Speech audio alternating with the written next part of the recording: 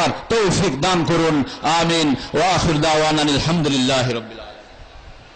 मोहतरम बुजुर्गों, दीनी भाइयों, मेरे पास एक पर्चा आया है।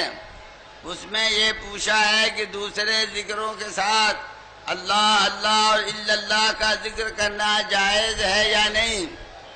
इस सिलसिले में आपके सामने ये बात अर्ज कर देना चाहता हूँ कि जिक्र करना और कसरत से जिक्र करना बड़ी अच्छी चीज़ है, बड़ी मुस्तहसन चीज़ है और बेहतर चीज़ है, लेकिन जिक्र के आदाब व शराइत का भी लिहाज करना ज़रूरी है।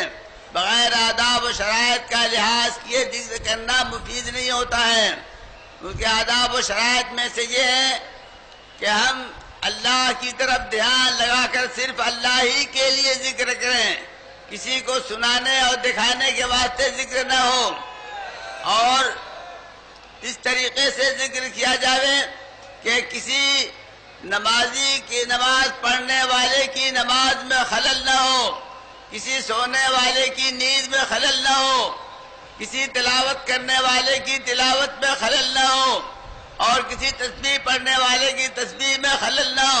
इन सब चीज़ों का भी ध्यान रखना चाहिए। इन सब चीज़ों का ध्यान रख करके महज अल्लाह के वास्ते बेहतर तो यह कहीं अपनी जगह तन्हाई में बैठकर जिक्र किया जाए, हल्की आवाज से।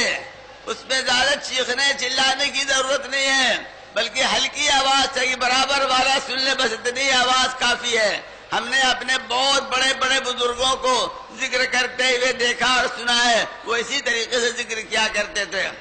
लेकिन अगर कोई किसी पीर मुर्शिद के यहाँ रह करके और वहाँ इज्तिमाई तौर पर भी जिक्र करे तो उसकी भी हमारे मशाइख ने इजाजत दी है, कर सकता है, लेकिन वही शर्त है किसी नमाजी को तकलीफ न हो, किसी तिलावत करने वाले की तिलावत में खलल न हो, किसी सोने वाले की नींद में खलल न हो, किसी बीमार की बीमारी में तकलीफ देना साबित हो। ये सब शराइत का लिहाज करना जरूरी है। इन सब शराइत के साथ आप जिक्र करेंगे तो इंशाअल्लाह वो जिक्र मुफीद होगा। और जिक्र में हमेशा इस बात का ख्याल करना चाहिए कि हम लोग चिश्तिया मसलक के सिलसिले के हैं, हमारे यहाँ जिक्र जली है बुलंद आवाज से जिक्र करने का, और हजरात नक्शबंदिया के यहाँ जिक्र होता है बिल्कुल हल्की आवाज, जिक्र खफी मुराकबा होता है उनके यहाँ। हमारे यहाँ जिक्र करा करके दिलों को मुजल्ला और साफ कराया जाता है, और नक्शबंदिया सिलसिले में मुराकबा के जरिए से दिलों का तस्किया किया जाता है।